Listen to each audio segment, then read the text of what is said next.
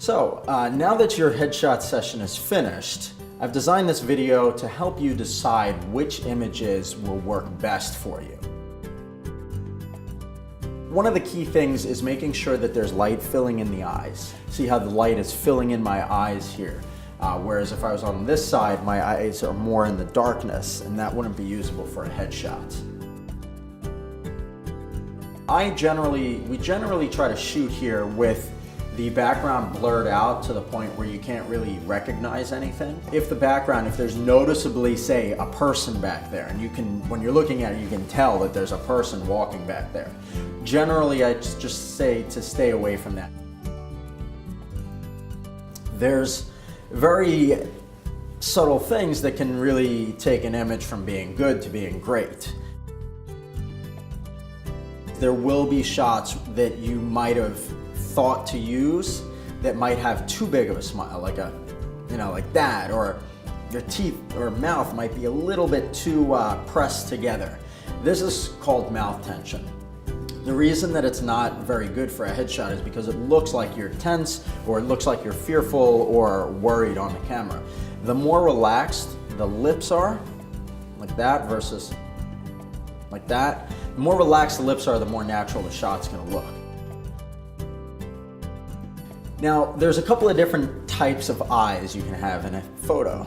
You can have standard eyes, which is like this. You can have wide eyes, which is like this.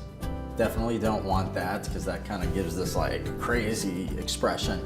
Or you can have a very subtle squinting where the eyes look a little bit more natural, they look more confident and interesting. That's ideal. But look very carefully and make sure that a smile that you're choosing isn't looking like this. Like if the upper eyelids are pulled up, it's gonna look very, very unnatural. And then the same goes for if you're doing a serious shot where you're just kind of looking. We don't want something that's like that. We want something that's got a little squint like this. Obviously, when you're looking at a shot, if you have this look like that, or those are fake. That's why I tell everybody I try to get them to laugh, because a smile where you're laughing is going to look much more natural and realistic than a fake forced smile. The cleaner and the more even things are, the more people are drawn to the character that you're portraying, or the look and the emotion that's coming out, rather than the imperfections about the actual face. So when you're looking through your images, notice the different sides and think about, like, does this look more even? Does this side look better for me? Also make sure that along with choosing your best side, that you're not going too far to the side. But you wouldn't talk to somebody like this, hey, how's it going? Because it's just weird, and so you can't really tell what you look like. For a headshot specifically, this applies. If we're doing a portrait or something stylized, it's of course fine to do something completely to the side, or where you're looking down. But actually for a headshot, you want to be not much more than about this far.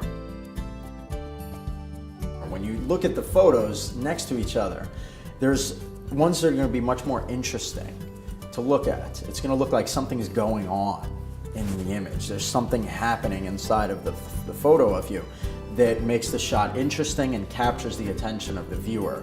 The whole goal with a headshot is to get something that, rather than looks like a nice picture of you, gets people to engage with you. Really look at that actual expression overall and determine, whether it looks real, natural, it doesn't look like you're trying too hard, and that it looks like something that's going to really capture the attention of the viewer.